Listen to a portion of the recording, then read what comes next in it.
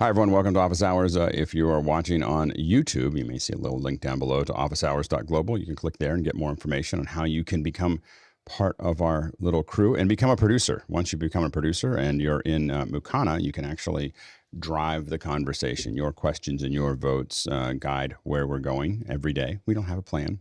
The plan is to answer your questions. So we do have a plan. First hour is general questions, anything that you'd like to ask around media or virtual production. And second hour is usually something we want to spend a little bit more time on. Today we're going to have just an open, I had something else planned and it got a little shifted around. So we're going to do general conversation around audio. It can really be general audio. It can be anything around media and virtual production, but we generally have some great audio folks in here on Tuesdays. And so it's worth having that conversation. So if you have an audio question, this is a great day to ask it. Let's go ahead and jump into the questions. Bill, what do you got? Absolutely. Far and away, the most upvoted comment today is from Rupert McRae in Dallas, Texas. And he wants to know what our latest plans are for Office Hours 500th episode, which he says is officially Thursday or Friday. He doesn't know. Both have been mentioned. Friday is the 500th episode. So we will talk about 500 episodes. I think we did the 1 year. So that was what, 365 or whatever. So now this is the next. What's the next one after that's 1,000? I think there's nothing really interesting other than, I guess 2 year and then 1,000. But yeah. So I think we'll just talk about. We'll spend the day spend the morning or the second hour talking about what we've learned so far. It feels like just the 1 year, the 365 wasn't a long time ago. I mean, it was a couple months, but it feels like a whole nother version of what we did ago, with the after hours and with all the other stuff. Because I don't think were we doing post-show and pre-show at year one? Maybe we just started it, but it was still pretty new where we were just kind of fiddling with that. So anyway, yeah. So we'll talk a little bit about where it's gone and where we might be going or where we could go, and we'll go from there. All right, next question. The next one comes from Rupert McRae here on the panel as well. And he says, what is the preferred material for filling sandbag weights, actual sand? Yeah, go ahead, Bill. So I do not use sand. I use what's called pea gravel. Pea gravel is available at all your hardware stores. And for me, the process is after you buy or sew, depending on your level of craftiness, the actual bag, and the best ones are kind of a saddlebag form where they have a handle you can hold them and then two chambers to hold whatever the weight material is. Put the sand in some kind of Ziploc bag and then put that inside the zippered compartment. And often the good ones have kind of a complicated double zipper thing to make sure the stuff doesn't come out. If you do those two things, you'll have a sandbag that'll last you a long, long time. It'll never get mildewy. Sand sometimes gets a little funky. So that's why I do it with pea gravel instead. Go ahead, Carl, and then Stuart. So there's a few. So I actually used dried sand. That's one I use. It's actually pretty good. It's shapeable. You can use still shot. So still shot's another, or you can use orcas. Orcas have water. They're bladdered bags, so they're probably the best if you're traveling. So you can just fill them with tap water. Whereas sand and buckshot, you don't want to be putting on an airplane. Go ahead, Stuart. A bit of trivia. Shot bags don't have lead shot in them. They have steel discs that are offcuts and waste material, and it's ideal. But if you must use sand, 2 rules. Firstly, never inside a studio. Trust me, you do not want the job of sweeping up sand that is ground into a studio floor by the dollies running over them on the like for the cameras. The second is use them outdoors and a little bit of wet sand, but not a lot of water, because water adds even more mass and you will break equipment if you start loading it up with water and sand together. Yeah, I mean, the sandbags that I have at home are actually sandbags that I got off of Amazon, and they come empty with just a Velcro and a little zipper, and they have worked extremely well. They're under low. I won't use them in production. I'll use them in my house. So in production, I buy sandbags filled. I do learn to travel with those sandbags, though. So what's nice about having a couple of those in the bottom is if you get somewhere and you only have to find a hardware store. You don't have to find a sandbag. I actually use sand because it fills in. It's nice to work with. We have used shot bags. Just be careful of the shot, which in the shot bags that we've used was actual shot. They can get really heavy really quickly. I once had to carry a couple that I didn't know. I found out later were 100 pounds each that I carried out of a relatively fast loadout. And, almost went into traction, carrying two sandbags through a pretty high profile location. And so so you want to the main thing is that you can get cheap sand. Don't do that because it's usually sitting outside. You just buy it in the bag, nice and dry, and put it in there. And to Stuart's point, never fill them in the studio. So I fill them outside where they can wash away, and make sure that they're completely dusted off, and closed and sealed before I start doing it. You can also put them in Ziploc bags inside of that piece, but it's relatively easy carrying the ones that are empty. What's nice about it is that they're relatively easy to fill up, because again, all you need to do is find a hardware store and you can get the sand you need. Go ahead, or shot or whatever you want to put in them. Go ahead, John.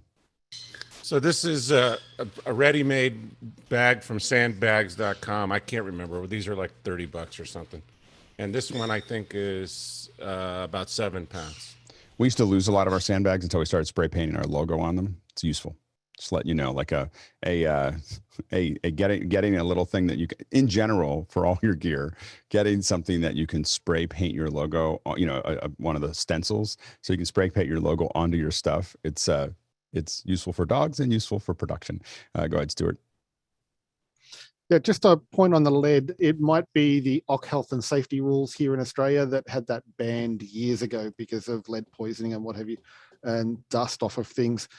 It's not lead. It's not. I mean, to be clear, I'm not using lead shot. It's steel shot. That is what we're using. Yeah, we would never I would never handle lead if I didn't have to, except for certain cases. Anyway, go ahead, Rupert.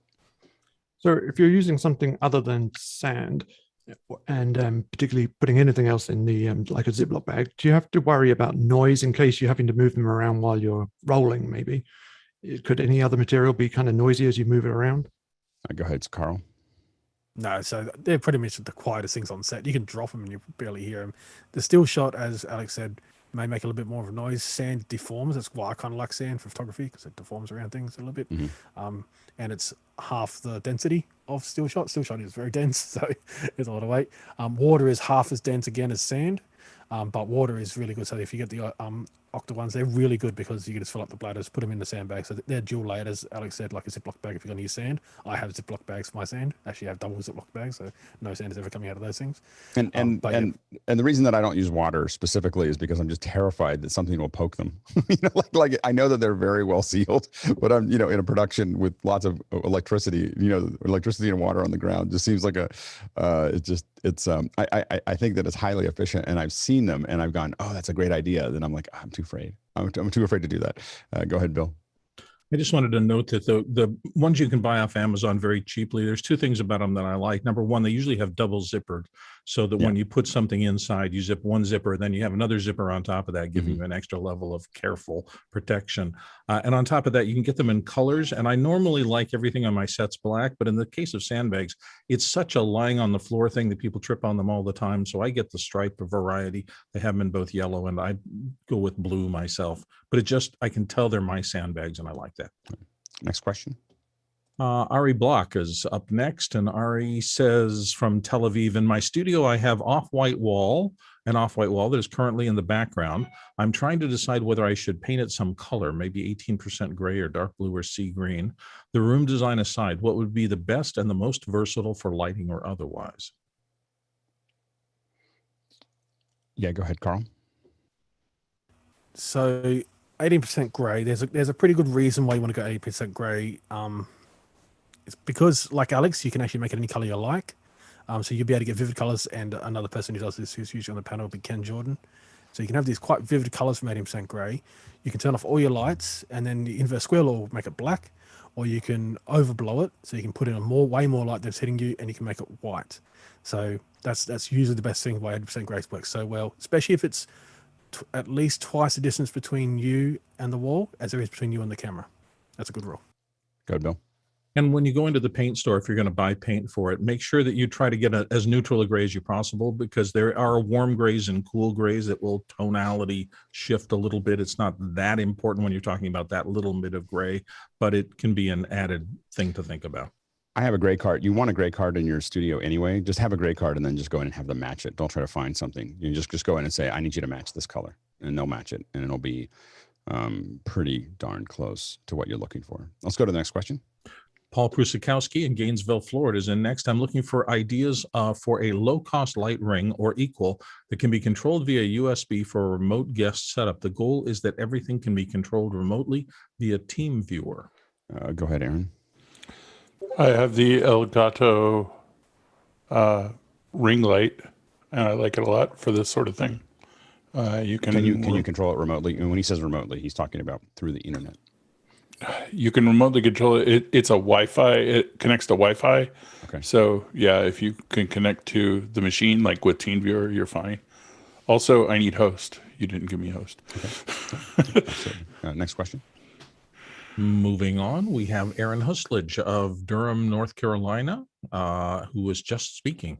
We have an Isadora patch that outputs NDI. We're trying to route the NDI through ZoomOSC back into the meeting, but we're not able to start the NDI virtual input. The NDI feeds show up in OBS. Any hints for debugging this particular issue? I don't know if Andy's watching or not. He might be able to poke in, either raise his hand or just put it into Makana, but I don't know if I don't think anyone here has the answer. So, yeah, go ahead, Stuart. Maybe try restarting OBS. I've seen a couple occasions where Well, he said that it's NDI showing doesn't up pop up showing up properly on oh, vMix, and restarting vMix causes it to restart. but you're seeing it in OBS. That's the thing. It's not seeing it in OSC, right? Right. We're trying to not use OBS if we can get away with it. But right And now are you we're talking having about to Zoom use OSC or ISO. ZoomOSC. So we're generating a graphic and then trying to send it back through the meeting. I don't. And yeah, Andy didn't know either. So I thought I'd ask here, but Go ahead, Jeffrey. that's fine. Does it show up in Studio Monitor? Because that's the first thing I do when I can't get a connection in, is to check Studio Monitor. Yeah, and it shows up fine in Studio Monitor. Okay. Go ahead, Leland. I'm just curious here. It sounds like what you're doing is you're going into a Zoom with ZoomOSC in the meeting so that you can access a square that people are going to watch from, correct? That's So we the can get input coming into Zoom is through OSC, and you can't find the NDI virtual input for that login that you've used, correct? Is that what you're saying? No, so ZoomOSC is just logging in to get data from Zoom, and then is using it to generate a graphic, and then output that graphic through Zoom, back out through ZoomOSC so that the meeting can see the graphic. Yeah, but where are you creating the virtual? Where are you not getting the virtual input to start? Just in through Zoom. Isadora? At Zoom. Or Zoom. Isadora So it's not is showing up in your creating the selection. NDI graphic. Okay, Jeffrey, real quick. We And we could talk about this offline. Yeah. And you have webcam input opened up, because that might be the important factor there, is to go open up webcam input and then of course choose the Isadora for that, or the source for that too. Yeah, we did that. Okay. Okay. That's fine. Yeah. Next question. Scott Mueller, coming to us from Germantown, New York, is up next. He just bought a new home, congratulations, where fiber internet is available. He has 500 up and down. Does the panel like Backblaze, Carbonite, or other cloud-based backup services? Pros and cons, and which services would you recommend? Go ahead, Rupert. It's been a little while since I've used Carbonite, but back when I did, it was a good, solid, basic solution. I'm sure it's no worse now, so I could recommend that. Watch out for their promotional pricing. They usually have some kind of promo going that is worth looking out. Bear in mind that Carbonite or things like it are designed to run in the background. So if you do sign up, that first initial sync where you push all your data up may take a little bit of time. You may be able to go into the back end and set your bandwidth preferences and things like that. Keep that in mind also if you ever have to restore, because a full restore could take time depending on how much bandwidth, not that you have available, but how much Carbonite or something like it will actually consume, taking it down. Also, just keep in mind that a cloud backup should be used in conjunction with a local backup also. Yep. Go ahead, Aaron. I agree with Rupert. I would also just look into uploading it to S3 directly. That's what I do. I think most of the people that I know at this point that use one of those services is using Backblaze, but I think that all of them are pretty good. Next question. Tobias Moss, coming to us next from Minneapolis, Minnesota, asks, when watching a video on a cell phone-sized screen, at what point is more resolution unnecessary, more frame rate, or HDR? Go ahead, Carl. HDR is pretty good. This is where the modern iPhones. The resolution on the iPhones is beyond what you can pretty much tell without using a magnifying glass. Sony's Xperia Pro would be the top at the moment, so it's a full 4K. Thank you, Philip Bloom, for finally releasing your review. So no Skype, no Zoom from the phone for anyone who's wondering, but you can send to YouTube. But he says it is probably the best on-top, monitor for a small DSLR because because it has built-in battery, yada yada, and it lasts a long time. But the resolution side of things, no, where the iPhone is now, it's perfectly fine. Where is the iPhone now? It's in some odd. It's 3 times, technically 3 times. Yeah, it is somewhat. It's like 2.5 by it's some weird resolution. So the I definitely think that what we're seeing slowly is frame rate. The devices are changing to 120. The Pixel just came out yesterday, and its high-end version is 120. You're going to keep on seeing 120, and what's going to come after that is content for it. So just keep watching that keep watching that picture, because I think that at the end of this year, Apple won't be making anything that doesn't do 120. Google is doing 120. All your televisions do 120. So they're all kind of going towards this new frame rate, and it's slowly coming into place. And I will say that it is a completely different experience. Not the stuff that you've seen so far. When they do the 24 to 120, it just looks weird because it's soft, because it's making up frames in between, and it gives it a very odd experience as it figures that out. When you see true 120, especially at HDR, it's like looking through a window at 4K or especially at 8K. And so you're going to see a different kind of content coming out relatively soon. Go ahead, Stuart. I'm going to ask, at what data rate? Because the great lie about cameras that do 120 frames a second with H.264 is that they spread the data rate across a second, not across an individual frame. So the more frames you add, the less data you have in each frame. So you need massive or you just need more rate. data. Yeah, or you don't have to squeeze it down. Big data rate. Oh yeah. I mean, tests we're doing are, they can be anywhere from 150 to 500 megs a second. so they're like, it's a lot of data. But we also remember that our home internet connections, for not everyone, but for a lot of people, are now getting into the range of 1 gig down. 1 gig down in the United States is $100 a month. It's not, so it's not like that data rate of 100 megs or 200 megs a second is not out of the question. Also, we have to remember that we don't watch very much live. We're talking about streaming, but you can also say, I want to watch that movie, and you download it and you're watching it at 120, but it doesn't mean it has to give it to you at 120 frames a second. Go ahead, Aaron. Also remember that the new phones have insane data rates and real-time processing of H.265 or AV1 in the case of probably the Pixel 6. And they can push data onto their internal disk extremely fast. Yeah. Go ahead, Rupert. I think we also want to watch out for some marketing spin on this. I saw one of the major carriers have some literature online, and they said, enjoy video in 4G quality. They don't know. People writing that stuff don't know what they're looking at. But I think that the challenge will be with the 120 stuff is the same problem we have with 3D, is how much are people going to cheat? The reason 3D fell apart was not because people didn't like 3D. They didn't. Again, the viewer won't know why they don't like it. They just won't like it. And the reason they didn't like it was because they cut little cards out and put people on these little 2D planes rather than actually going through the trouble. Avatar was shot with a stereo camera, which is hard, and what a lot of people did is that, we'll just take the old films and bring them up. We'll just take this and bring it up. And that's the thing that is usually going to be more challenging. Go ahead, Leland, real quick. Yeah, just the other thing is that people are going to have to start upgrading monitors, because a lot of these monitors limit out at 60 hertz. So in order to get the actual view that you're looking for, you're going to have to go with a higher graded monitor. Most TVs run at 120 now. Yeah, so the monitors are a little different, but most TVs are at 120. I don't know if you could buy a TV that doesn't do 120 at the moment. Next question. Comes to us from Samuel Nordvik in Norway. It's a little audio, but general first hour also, I guess. Alex mentioned the use of brick wall limiters to get the audio signal close to 0 dB. How is the best way to do this in vMix specifically? And does the panel have any preferred VST3 plugins? He already applies a fair amount of compression in the audio mixer.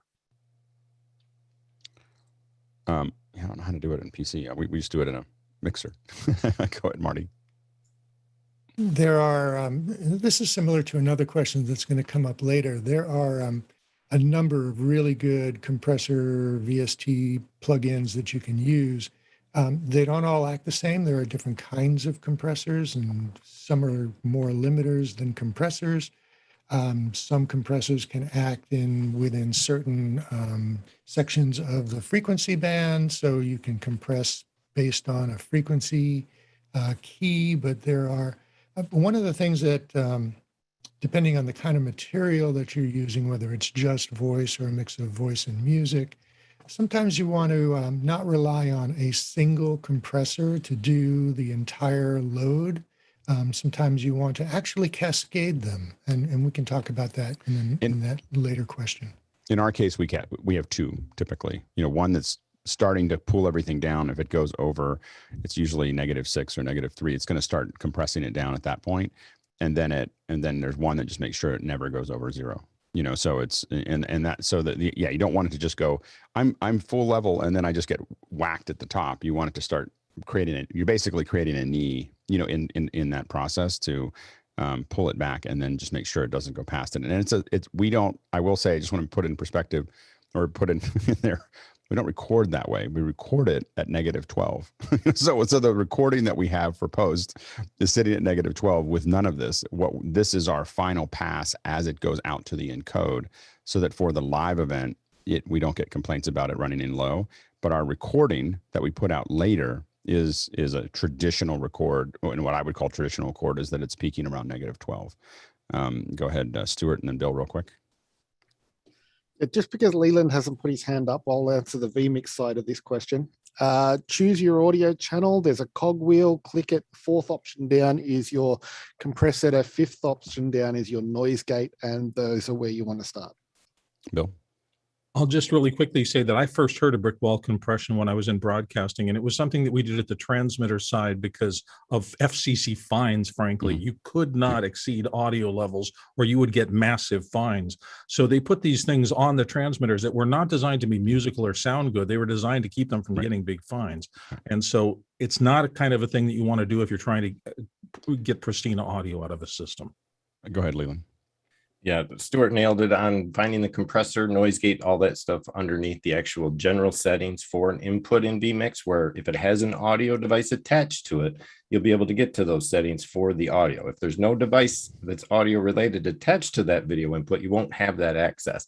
Another thing that I tend to use is let me just get the name. I always forget the name of this plugin. Ozone Elements has features in that plugin that will also allow you to set limiters as well. So those are other feature sets that you can get into. And just to note, when it comes to VST plugins, we did recently find out that the WLM plugin for the leveling that we check here on OH is not supported by WLM in vMix. So there are some contentious issues there as to how it functions inside vMix. So be careful how you use it. Next question. Tobias Moss in Minneapolis is up next. And Tobias says, Olympic stadiums without fans in the stands kind of feels like a letdown. How would you design a digital-first sports arena? What features could it have that a fan-filled stadium could not? So sorry, I got excited. I've thought about this a lot. For someone who does a lot of digital work, the problem with shooting the shows is the fans, because you have to have them able to watch it. There's so many places you can put cameras and jibs, and there's all these things that we do that we don't put the cameras where they really should be to cover the event, because the people are in the way, or people will complain. They paid a lot of money for this ticket, and you can't, like basketball, where we've put cameras on the broadcast. There's a broadcast side and an attendee side on a basketball court. And we have to live on the broadcast side because the attendees, paid $2,000 a night, for that seat, and so we can't take their seat away and put a camera there, which is amazing, by the way, if you get to watch it. So there's a lot of places. What I think the problem is that they didn't make the decision until the very end. If they had given a year and said, hey, we're not going to have anybody here in the stands. You get to do whatever you want to make it an amazing event. It would have been the Olympics would never have spectators again, because it would look so amazing that you would never want to go back to what you have. And again, that's going to happen with esports probably in the next decade, maybe in the next couple of years. Right now, the problem with esports is that they are living with people who want to use their mouse, and don't realize that they need to put some of that traditional stuff back in and really give them the tools that they need to create a really great event. So esports is kind of geeky, in the way that they do it. And when they stop being geeky and start actually producing real shows, they're just going to crush sports, because you can put the cameras anywhere and do anything you want. Go ahead, Rupert. As well as providing an experience for the viewer, of course, for athletes and things like that, we also need to provide an experience for them in whatever environment they're working in. I just wonder whether we might see kind of these immersive venue type technologies being used in a sports type environment to give the athletes a feeling of something. Again, it's the current athletes, like there's, actors, do their craft surrounded by 60 people who are not paying attention to them. They don't need the audience. The ones that need the audience, but there's many that can do what they do with or without someone, there to bounce it off of. It's just, it's just a different kind of artist, that's able to do that. And some are actually more, I bet you, XTC would have done a lot more performances if they didn't have to do it in front of a lot of people. Go ahead, Aaron. The button one click. What was I going to say? I would also say that there needs to be more access to athletes, like in one-on-one type situations. I think a lot of reasons people go to these is to have interactions with these athletes, and not just interviews, but like having me as part of the audience be a part of that interview or something. I think that could be some way to interact. There's something there. Yeah, I think it would be really interesting. Yeah, go ahead, Stuart. Just on camera positions and what have you. I've mentioned the name before, Paul Nurkala, Nurk FPV. Have a look at some of the drone racing stuff and where they place cameras around stadiums on drones, and even wing racing. The options you've got for moving your cameras when there's no one there that you can fly into is phenomenal. Or and as for the athletes, if the athletes want an immersive experience, I'm sure we could talk to different film and robotics manufacturers and make some velociraptors to chase them. Well, I mean, a good example is when you watch the vault that happened, the vault coverage, for gymnastics, and you have this little camera that spins along with them, and the video is soft and it's kind of weird, and it's going along with them. For broadcasters who are used to having audiences, that's really cool. It's cutting edge. For people who do effects, that is super bad. Like it is like that. Why would you do that? The reason that you do that is because you don't want that to block the camera shots, right? But or the audience shots, because literally, if you put a Mark Roberts arm, bolt on a track, you could track with them at 4K with this beautiful, amazing shot of gymnastics. And you do a couple of those things where you have these motion control arms, you have cameras on the field, you have all the things that you could do. You suddenly go, and I think part of the reason that they have to be careful of not doing it is, and I was amazed that they didn't run with it, but I think that they were afraid that it would literally kill off attendance. I mean, it would kill off, because the audience, if you saw what was possible, because we've shot shows, football games, basketball games, etc., where we weren't limited by the audience, and when you watch it, you are like, I never want to. It literally destroys your ability to watch the regular one again as a viewer, because suddenly the cameras are everywhere. And we've done it for commercial shoots, and when you do a commercial, you don't have to worry about it. You were doing one shot and everything else. You never want to see it. It hurts your ability to watch the regular one. And I think that must have been a discussion, because they had a whole year to experiment with this. And I have to admit, I would have gone crazy. I would have taken all that money they spent on putting stupid screens in the audience, and just spent it on motion control arms and things that are flying through and everything else. But I think that the problem they would have had is that nobody would have. It would have destroyed the viewership later when they went back to venues that have attendees. Richard, and then Jeffrey. Yeah, I had the opposite reaction to Tobias. I didn't miss the audience at all. I thought, and it made me think, how much more we could do and how much more the Olympics would be scalable if we didn't spend so much You money heard a on lot more. venues. Yeah, but if you don't need stands, it makes the whole thing much more accessible, much more buildable, and you could have more sporting events of this scale more often. Yeah, I mean the Olympics would be a lot less expensive without all the stands. Go ahead, Jeffrey. I would wonder if cost is a bigger factor, because you put another camera into a big sporting event. You also have to have a union worker for that camera.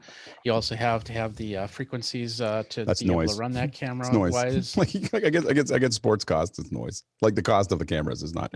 That's not the decision process. but the overall cost of that would eventually start to pile over than having less cameras in there, right? Not really. Like the numbers are so big that it's not. That's not the cost. The cost or the talent, that's in front of the camera is like the day that they spent there is the entire budget. For the entire crew. So one basketball player's day rate is probably the entire cost of the crew for the whole show. Go ahead, Marty. Well, yeah, there's a cost to being able to accommodate all those attendees, but then they're also paying for it. Sometimes, if it's full, but most of the teams, the majority of what they make is not from attendees; it's from their TV rights. TV rights are everything. That's right.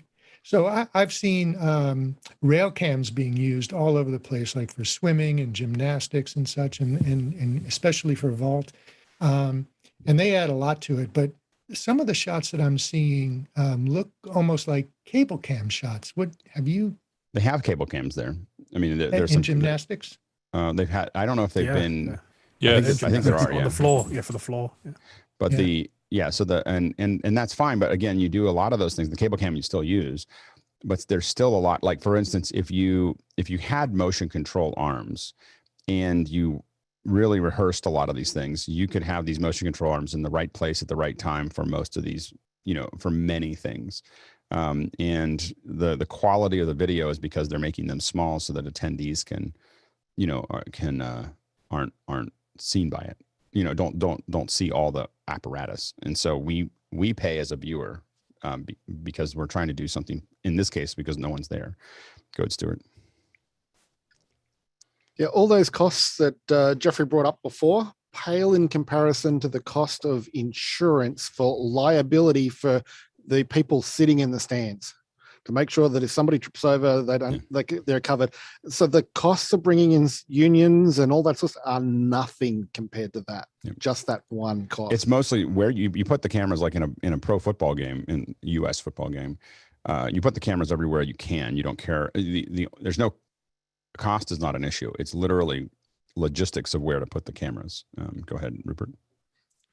I also think, to extend on Aaron's point a little bit, whether we may see in the absence of an audience, whether we may see the athletes actually engaging more with their fans directly, through streaming or social media. I think during the opening ceremony, I saw several of those, the athletes walking out, holding their phones, probably streaming their thing, doing whatever, Well, people want more access. I mean, and you could also build games that the people had actual access to changing the game. You think about, Hunger Games is a little dark, but imagine a game where people could send, give you another down. Like there's it's fourth and whatever, and suddenly there's this huge rush if you imagine the Green Bay fans and the Pittsburgh fans going back and forth of trying to get another down. They could, and they have to, but literally they're sitting there hitting whatever on their phone to give them another down, or something like that. Those are the kind of things that could be a really interesting way to pull the fans in. Go ahead, Craig. I just was going to add to the comment about cost and everything. How much does the merch and concessions for the venue, because that goes to the venue typically, not to the teams. The merch does, but how much does that factor into any of this? It factors into some of it, but again, there's definitely people who want to make sure we still have fans. The thing is that the money comes from the TV rights. The real money. Like this is why, a team like. Certain teams have bigger markets because they have bigger TV markets, and when they don't share it evenly, like baseball, they don't have even teams. Football has any team can win with good management because they're all pulling from the same amount of money and they all have the same limits, and so, but the TV rights are everything. The other stuff is a chump change. Next question. David Brady is in next, and David says, making the move to Ubiquiti this week, will the Dream Machine supplant the need for my Netgate security router SG1100? Go ahead, Rupert. This is kind of interesting.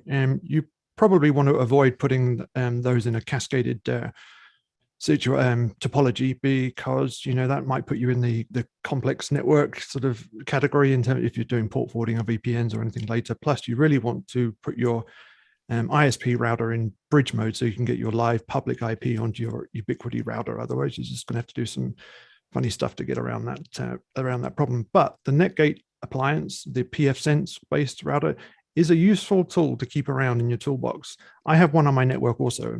My traffic doesn't go through it, but I kind of keep it to the side in case I need to do anything out of the ordinary. It's a very useful platform to do that if you need it. Next question. Aaron Isaacs, coming in from Rochester, New York, says, I have an LG UltraFine Display 24 MD4KL with a Thunderbolt 3 USB-C style input. Is there any way to get an HDMI signal in to the display? Go ahead, Carl. There is. It's going to be dongle messy, but HDMI to DisplayPort. You will find some boxes that will do DisplayPort to USB-C. There we go. Next question. Tim Holm in San Lorenzo. And Tim says, iPad Pro with an M1, is there a simple dongle that just has power Ethernet and HDMI out? Yeah, go ahead, Carl. No, so they're two separate devices by Apple. One is the HDMI what they call the multi-AV, and the other one's the Ethernet adapter. You can daisy chain them in though. So you can daisy chain the Ethernet one into the HDMI one. Go ahead, Aaron. Yeah, I have an Anchor. I don't have it here. I have a different one, but it's USB-C to Ethernet and HDMI, and it has a power in and all that stuff. So it works great on my other iPad, not the M1, but I don't see why it wouldn't work on the M1. Jim? Yeah, so I have, I'm not sure how to pronounce it, if it's a Uni or Uni, Yep. and that's a different one than I have. Yeah, and that one has all of those things? It does. Yeah. Oh. And also we'll work with the iPad to power the iPad. So Nice. I actually found out about this from Adam Toe when I was troubleshooting an issue with using the iPad, the latest iPad, and working with the larger switchers like the Constellation with MixFX Pro, and he recommended taking a look at this one. So that's great. How much is that? I think it's $69, and I'll put the link in Makana to the manufacturer's website. Since I already have a lot of these laying around, I have a ton of these USB to Ethernets that we had for dongles for years. The Uni that I have is a slightly smaller one, and this is, I think, $20 or something like that, and that has HDMI, USB, USB-A, HDMI, and a USB-C for power. And so I use this for my iPad to connect it to my switcher and to connect it to the Ethernet for MixFX Pro, and to give it power. So this is the adapter that I have lots. They're a little smaller than the one that Jim showed, a little less expensive, and I have a bunch of them because I put them into a lot of different things. But partially I just didn't know that Jim's existed.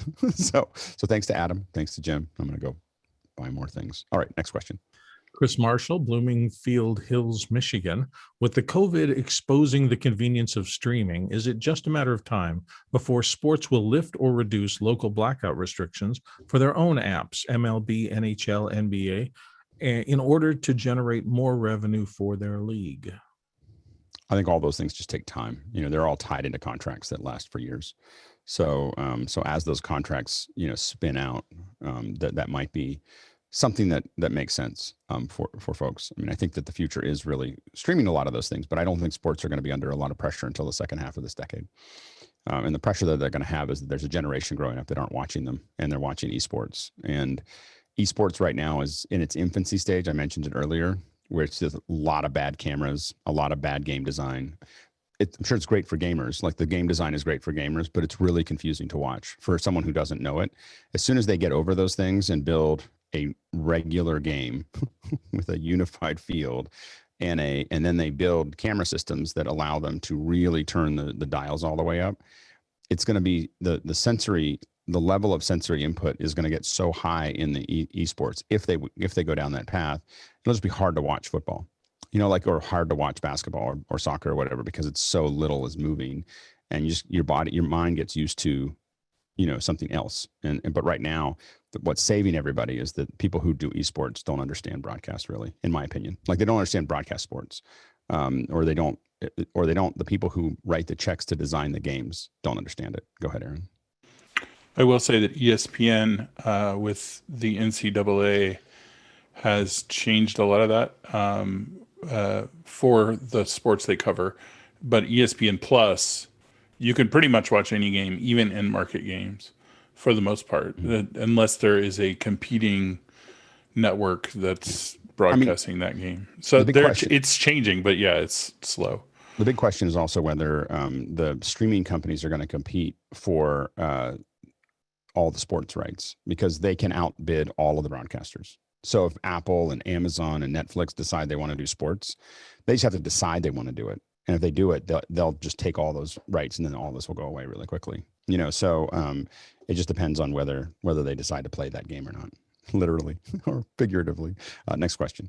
Comes from our friend Stan Chan in Roseville, California, and he says some reference implementations of ST2110 are leveraging open source software and DevOps practices in their implementations. Is there a shift in broadcast towards modern software development practices? Go ahead, Rupert. Yeah, the shift is difficult terminology. I think there's definitely a need, and how well different sets of people are shifting truly is there's some differences there. But if you look at the advice coming out of places like SMPTE towards broadcasters or people who need to adopt these new technologies like 2110 or the cloud or whatever it is, the advice being given to them, whether they listen to it or not, is that they need to embrace this new world and adapt to the way that's changing. And it's definitely the case that some new processes will fall into that category, like change control, like configuration management, and that brings in like a software development process or an IT service management process and all those controls that go around it. So I think the answer is yes, if they choose to take it. Aaron? A lot of those implementations are coming out of the EBU, the European Broadcast Union, because the EU mandates that anything funded by the EU is open source. So all the InMost standards, which is what part of SMPTE 2110 for service discovery, that's all open source. And it's just because of the nature of things. And you see a lot of that stuff going through. So at least at the European level, that's going to stay the same for a long time, just because that's the way it's all set up. And fundamentally, when you look at any company and what they're trying to do, companies want to commoditize anything that costs them money and control anything that makes them money. That is the fundamental, like that's the math. Sure. So if you see them trying to commoditize something by making it open source, it means that's costing them money, not generating revenue. If they think it's going to generate revenue or give them a something, they're going to want to control it. And that's the math of how companies try to decide what they're going to do with each technology as it comes through. Next question. Greg Godoki in Toronto, asks, anyone using the Lexar SL100 SSDs, they claim it's faster than the T5, but some reviews say it slows dramatically with large files. Go ahead, Carl. Yeah, so unfortunately, Lexar actually closed up shop and someone actually just bought the trade name. So what you're seeing is a cheap knockoff that's allowed to use the Lexar name. So just be aware of that. And the T5s also slow dramatically with large files. So the T5 and T7 will drop by tenfold at about 400 gigs of transfer. I'm not sure exactly whether that's a buffer or a heat or something or other, but it is. We haven't been able to get over that hump. So if we have to move a 1 terabyte file from a T5 to another T5 or T5 to T7, if you're backing up or do something like that, we all know that, a lot of us know, between 400 and 450 gigs, it's just going to go into the ground. It's going to be super fast, and then it's just going to drop. Also, when they get a little more full, we're finding less efficiency, even with NVMEs. So, like for instance, I was shooting this 8K 120 off of with this NVMe, and I did everything I could. It's got like a little fan, and it's got fins, and it does all the things that I can possibly do with this NVMe. And still, once it reaches half full, it can't capture from the Blackmagic camera anymore. Like I have to dump it to be able to pull file to record at speed again, which is about 800 to 900 megs a second. Next question. And moving on to Graham Cardwell's from Port Rush, Northern Ireland, just in. So sorry, this has, or if this has already been asked, did Alex ever reveal who was the high-profile guest who is or might be tomorrow? I know today's email only covered today's show. I haven't. What happened yesterday is I was supposed to figure that out, and I lost power because it's California. So I lost power for the whole day. So I woke up this morning. Fortunately, there was power. That's why I'm here. But it was gone all of yesterday, and some of my email chains and everything else are in my computer only. So I just kind of stopped. So worked on a bunch of other things and got on a lot of phone calls. So we'll work it out today, and hopefully we'll have the announcement tomorrow morning, or we'll move it. We'll see. We'll know a little later this morning. Next question. Comes from our dear friend Ahasmak Gajar in Cape Town, South Africa, regarding the ingredients video. So he's talking the cooking show. Is it a 1, 2, or 2 camera shoot? Should we use the working top to place ingredients and then talent pick or points an ingredient and then use the talent facing camera as a shot as she talks through the ingredients? So I guess he's looking for the order of making sense out of this. So I think a wide hero shot that just has a tabletop with the ingredients and the host, talking about the ingredients, and then as you mentioned, each ingredient, do an insert, what we call an insert. So a relatively good close up, because that allows people to skim through that video if they're in the shopping center to find what it looks like. If it's like some weird fruit that they've never seen before, they can look at it up close rather than looking at a small part. So hero camera with inserts of each ingredient as you talk about them. I have to admit that I would probably do it with a single camera with a stabilizer and have someone just pick it up, just do real jump cuts and just literally like, get this mango. This is what I'm looking at for this mango. This is why we're using it. It adds sweetness. It adds whatever and have it here. Just like do something. You can do some kind of transition. I think that we have to figure out how to add more energy back into that, because it's not, especially for an ingredients video, I think that we want to have it go really fast and feel really fast and be very conversational. I know we looked at this in the pre-show, and I felt like it was a little, it just didn't move very much. And so I think that we can make that just with a little bit tighter cutting. And I think we can take notes from our YouTube friends that we don't have to worry about jump cuts. that went away a long time ago. Next question. Douglas Carmichael's up next with, when I've listened to large-scale production communications, I've heard a lot of terms, copy that, Roger, go for X or whatever, and the like, that used to be military, aerospace, or law enforcement and other safety critical industries. Why would that be? Go ahead, Stuart. Clarity of audio. There are certain words that sound the same if part of a radio signal drops out. If you watch Formula One, they will say box, box, box for when somebody is to come into the pit. Because in Formula One, with all the noises and engines, if you have slow, go, or no, they can all sound the same to a driver in a helmet with an engine. You must have clarity of the signal, not just for signals, but also for the information carried to the person involved. So you use words like copy that, Roger, go for Alex, and it's clear. Everybody understands them. Go, Bill. I'm sorry, mission critical communications can't be mistaken. And so they're borrowing from those fields where bad communication costs lives or money or something serious. And we're just using them because they work. Go ahead, Rupert. The phonetic alphabet would be another good example. That's a tried and true and learnt method of set of words that are pretty good, well distinguishable. And so it's worthwhile learning those also, because when I hear people that get that wrong, I just like, oof. Yeah, go ahead, Marty. Yeah, so it all stems from the early days of radio, where you had low dynamic range and very narrow frequency bands. So intelligibility is improved by sounds with a lot of consonants and a high degree of transient audio, like K's and P's and T's, X's. I once there we were looking. I was watching some of this, and you could hear some of the bits and pieces in the old satellite downlinks from news. Now, this is, I don't know if this is the truth, but it was definitely told. My grandfather was in the Signal Corps in World War II. And he said that a lot of people going into the broadcast area in the 50s were from the Signal Corps. So, like they were the only ones that knew how to do this, and so, when they entered it, they were the ones that, they got into the Signal Corps because they were the only ones that had been playing with this thing called radio, and that, so a lot of the, habits and process came through, and some of it survived and some of it didn't. So that's what I was told. so that there's a lot of pieces of that process as it goes through, and it happens to just work. And there are things that are very different between a military cascade as from a broadcast cascade. So it just depends on what terms you're talking about. Go ahead, Leland. As someone who served in the fire service for 4 years and went to school for fire service logistics, those terms are very important when it comes to commands, because the person giving those commands needs to know that those commands were received.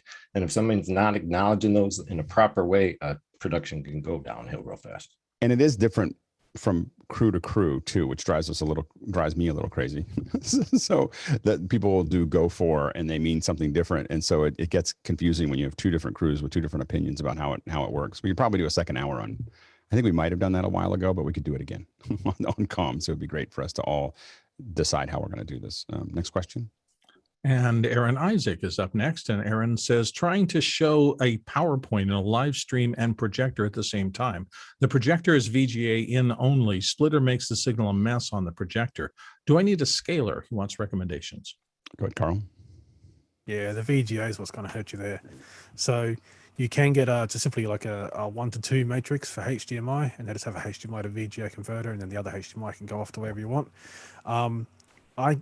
There is another way of doing this that is quite nice, and that's using an iPad, a regular iPad. You can do it probably with the new iPad, but a regular iPad. The reason why is because Apple makes two dongles, which I've seen work this way.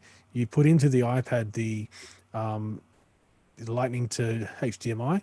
Now that also has a Lightning. In the Lightning port of that adapter, you put in the Lightning to VGA. It's very nice. It's all Keynote. It's all on one device. It's just two dongles, but because of the iPad is a 3x4, and most VGA projectors are going to be 3x4, everything just kind of works nice. Just remember to keep your slideshow 3x4 and make a nice border for your stream. Rupert and then Craig, real quick. We're going to move fast. If you can get those two interfaces as separate outputs from an actual computer, you could just duplicate those displays in your OS. Go ahead, Craig. Carl, does that stacking the adapters like that, can you still get power through both of them to power the iPad at the same time? No, because you're using up that. So there is usually with the VGA, there is a Lightning, but sometimes the power won't pass through the two dongles. So just be aware, you may have to make sure your iPad's fully charged. Next question. Keenan Campbell, Princeton, Illinois is in next, and he says, can we do a lab on Isadora, ZoomOSC with AWS? Tlaloc and Aaron are both doing some really cool things in after hours with Magic Chat. Absolutely. We're working on labs this month in August. It's now this month. It's this month. So we'll be opening up labs in the middle of the month. So we'll start figuring out where we're going to put them all. Next question.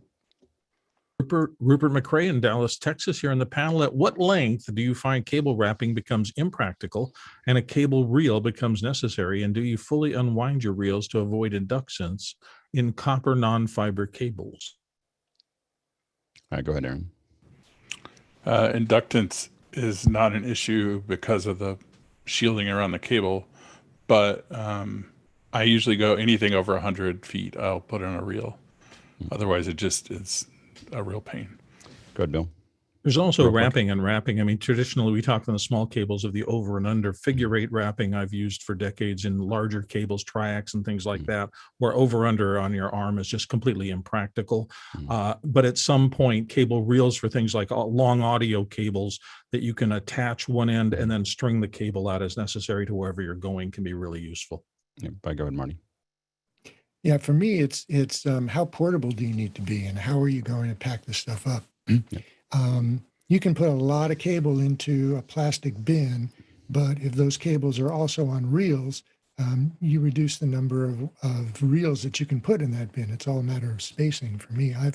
I've wrapped gaff cable that are, several hundred feet. And while it may be awkward on my arm or in my hands, it is doable. If I have to put that on a reel, well, now I have maybe 5 to 10 pounds just in the reel itself plus the bulk. So it all matter how am I going to transport it? Yeah, 200 feet is about the part where we start to think about reels on our end, or at least on my end. One of the things that we do, by the way, is that for a lot of our stuff that we did with Pixel Core when we had so many, is we put a little label at 2 different places. I think I talked about this before. I might be able to even have one of these, but there's a label right at the end and a label somewhere further down the path. We'd match those 2 together when we made the first coil, and then you start coiling them up. And what it meant is that the 50s fit inside the 100s, and the 25s fit inside the 50s, and the 10s fit inside of it makes it super, and it looks so nice when it's on the rack because all the 10s are exactly the same size and all the 25s are exactly the same size. The only downside is that it allows you to put an enormous amount of copper into a 1650, and it builds what we call a Widowmaker case, which is just, it's 150, 170 pounds. And so you have to be very, very careful of being able to stack them. But if you're able to do that, that kind of stacked thing, it took us there was 2 days of us figuring out the lengths, and then after that it was done. That's a very cool idea. We joked about when you have to patenting have a the forklift process. to move your 1650, you've gone too far. Yeah, exactly. Next question. Robert Soji in Los Angeles is up next, and he says, why are the YouTube perceived audio levels all over the place? And we're kind of moving into audio because that's the last of the general questions. I think we have one more. Is the next one audio as well? I think we have one more there. One more is audio. Yeah. Okay. So we're on our way. We're pretty much done with the regular. Yeah. So we're shifting gears to audio as far as the discussion goes, and we'll start moving forward. So what's the question again? Why are YouTube's perceived audio levels all over the place?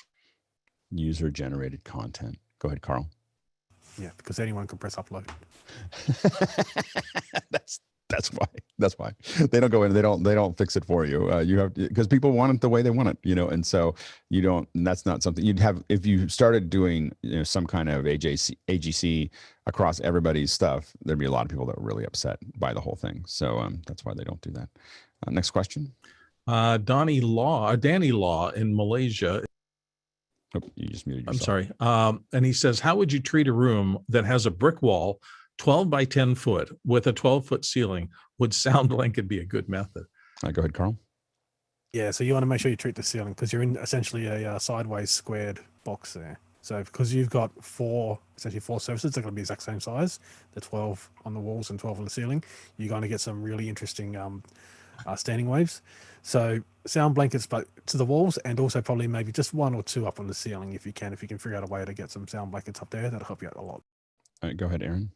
If it's a permanent installation, fill it with books.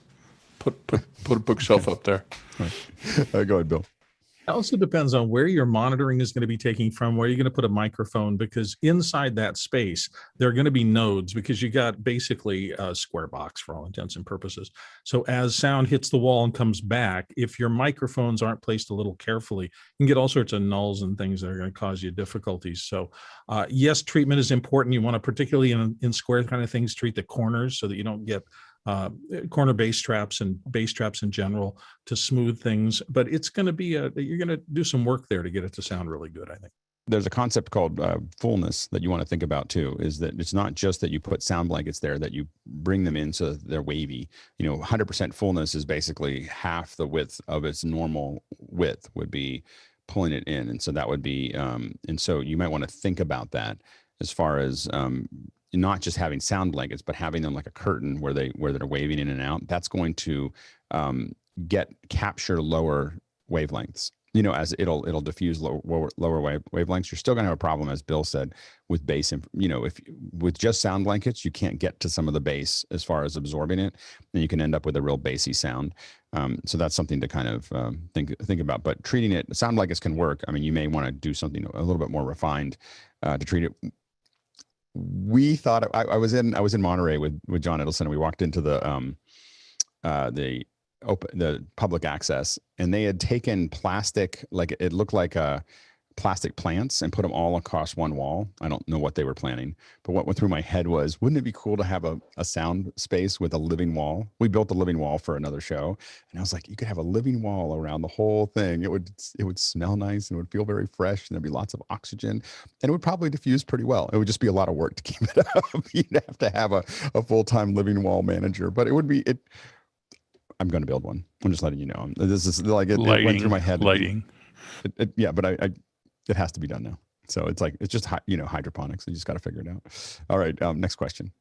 Comes from Rupert McRae here on the panel. NBC has been mixing some of its Olympics coverage in Dolby Atmos. Has anyone been able to receive and hear any of these broadcasts with a true Dolby Atmos pipeline? I haven't. Go ahead, Aaron. Yeah, I have YouTube TV and it works fine. Oh, does it work really well? Good. Yeah. Well, YouTube TV doesn't have Atmos though. They do now. Oh, they do. They have 5.1. They have 5.1, but on the not 4K Atmos. On the 4K streams. I think it's 5.1, but that's not Atmos.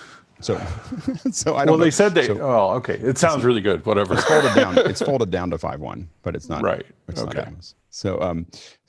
But yeah, I haven't heard the Atmos. The 5.1, to Aaron's point, on YouTube TV sounds great. Next question. Moving on to Paul Prusakowski's question here from Gainesville, Florida. What are the current best options for a remote guest microphone audio setup for $200 or less? The microphone needs to be off camera and feed into a NUC via USB. Carl? So some people are going to say just get like an MV7 from Shure, which is about $250, a little bit above your budget. I'm going to go the other way. I'm going to go Shure SM78, a little stand, however you want to choose that stand, and then a similar, so the Behringer UMD 500 USB. So this is a simple one-channel USB. It has two simple knobs. If you want to control it yourself, like remotely, then you're not going to get that up front at $200. But I think the SM78 and the Behringer 500 USB is probably one of the best options. I have to admit, we under $200 we get a Yeti. Like it's just it is fairly directional. We can put it just out of camera shot, and it will be as good as you're going to get with something out of camera shot. That's been our experience. Shotguns have not been super successful because they pick up too much of the room. When you're sending it to a civilian, you just don't know what they're going to do with it. That's the problem. Go ahead, Marty. Yeah, one of the really nicer USB microphones out there is the AKG Lyra, which is a really interesting microphone. It's a USB microphone that has a software component to it. It actually is a 4-capsule microphone, so it can be used for 2 guests sitting on either side of it. So it's great for in the studio, but is really simple to use just as a regular USB microphone. And I've seen it priced for anywhere from $100 to $150. So shop around for it. Interesting. I haven't used that one at all. Next question. Comes from Douglas Carmichael in, it doesn't say where. Why do you think a Behringer X32 has become the de facto standard low-end console despite superior products in the same price range? And it's Alan Heath SQ series, for example. Carl? So the X32 has been out for 10 years now. It's got to do with the updates that Behringer have done. It has been updated because of feedback from customers. So I think from 2 onwards, version 2 onwards up to version 4 now. And the other thing is that the plugins, so the internal effects buses in there, and what they have in the effects buses are pretty high-end versions for that kind of mixer at the $2,000 to $3,000. Because you've got to remember, it's the exact same processor, regardless if you get the rack version or the big 32, knob version. So that's the reason why. It's because there's a family of products, and those family of products fit most people's budgets. Go ahead, Craig, and then Marty. Yeah, I think the big thing that got it on the scene was price. It came in at a time when there was nothing anywhere near its quality in that price point. And it's not that it's the best quality, it's just that it really hit that market hard and fast. Go ahead, Marty. Yeah, it really was the first digital mixer on the market that broke through the price floor and created a new price floor. And the audio quality at the time was really good, but what made it stand out was the user interface. the way the board was laid out, all of the different controls and indicators and meters, like a meter on every channel, like a real meter on every channel. The way that you navigate around the board, the different sections in the master section, all duplicated on the screen, so you could access a control 3 or 4 different ways depending on what you're doing. And then all of the updates for the firmware that helped it overcome a lot of its initial limitations. So and yes, the family is really important too. They're all compatible. You go ahead, Craig.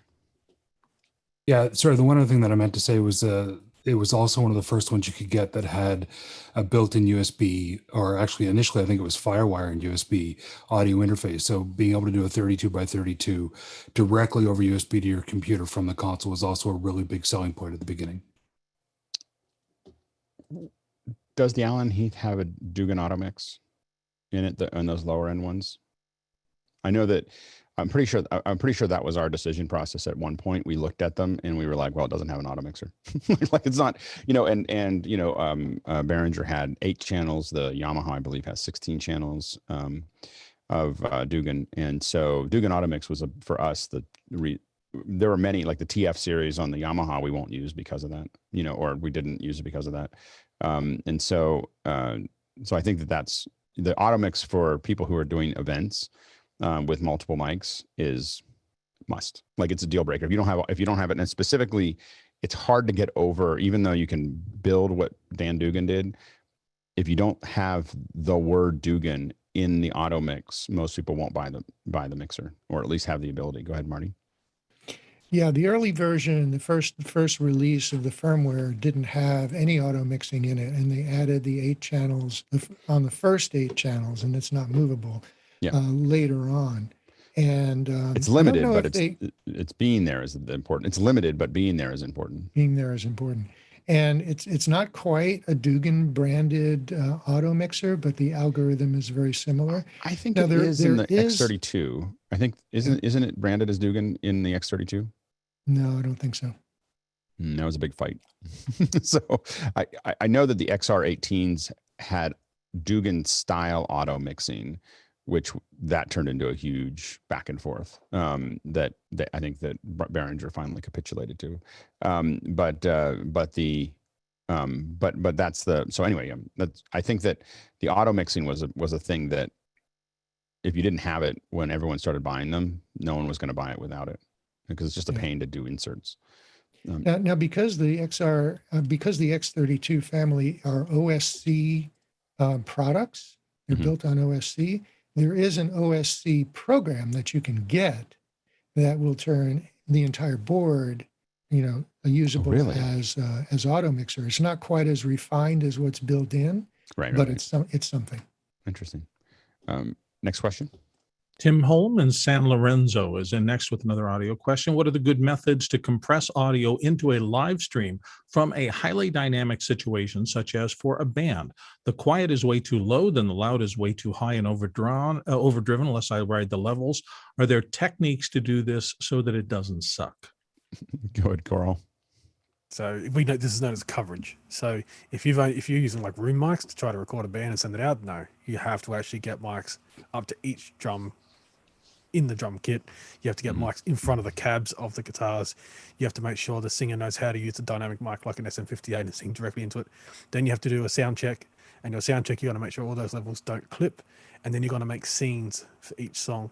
So you're going to get them to play their entire thing. You're going to so essentially you're going to set the levels for each song. So even the Behringer Flow that I have right beside me actually has scenes, so I can just flip from scene 1 to scene 2 to scene 3, and it'll actually change the level. So if you've got a quiet ballad, or just the singer and the guitarist going to do like a acoustic song, then you go to that scene, and that's that's just what an A1 is paid for. They think like that. They go into sound check. There's a difference between a dress rehearsal and a sound check as well. Sound check, they don't have to play the whole song. The A1 may tell them, hey, can you play the loudest part of this song? Can you play the quietest part of this song? And there is things you will learn on the job. You can't learn it from a book for those kind of things as well. But it is a whole job unto itself. Or you can ride the faders like an analog console. Go ahead, Marty. Yeah, so this is one that gets to one of the differences between live audio and streaming audio, or even recorded audio, is the dynamic range. You know, in the venue, you have a dynamic range from absolutely silent with no sound at all, and maybe one person whispering on stage, to full tilt boogie overheating the loudspeakers. I mean, that's your dynamic range. In streaming audio, your usable dynamic range is maybe 15 dB. And you have to mix that entirely differently.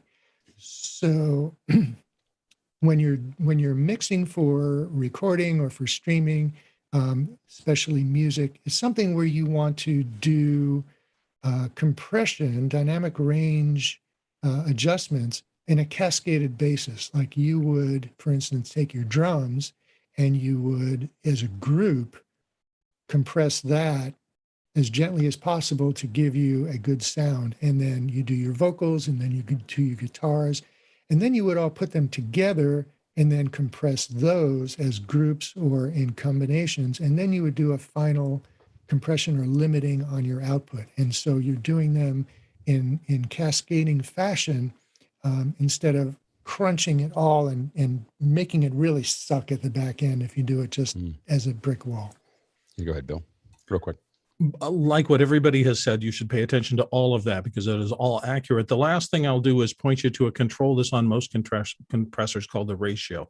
And that is, are you doing just a relatively modest 2-to-1 compression, or are you cranking it up to 10? And that is how much you're smashing the dynamic range, the quiet, the difference between the loudest and the softest down into it's all coming out the same. So understand what the ratio is and set it correctly. For some reason, when you said it all comes down to a knob, all I could think of was a make better knob. It all comes down to the make better knob. There's just little knobs you just turn up and it just makes the whole thing better. There's a video there for YouTube somewhere of just that we've added the new make better knob. Better knob. And then you just have it like just suddenly blow up. And anyway, next question.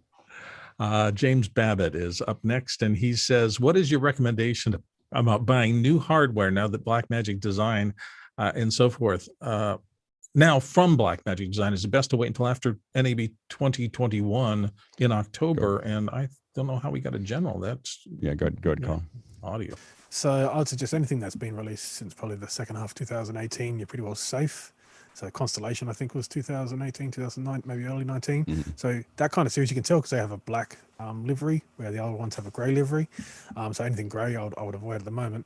But as far as cameras, I think you're safe with the cameras at the moment because the 6 Pros just come out and the 12 cases come out at the other end of the Ursas and the other cameras in that range. I don't think they're going to update the broadcast anytime soon. That was 2018. And then as far as the smaller knickknacks, those kind of things, they're upgraded all the time. So you can buy them anytime because they're a problem solver. So no use waiting if you've got a problem, solve it. Go ahead, Aaron. Like with any technology decision, if you need it now, buy it now.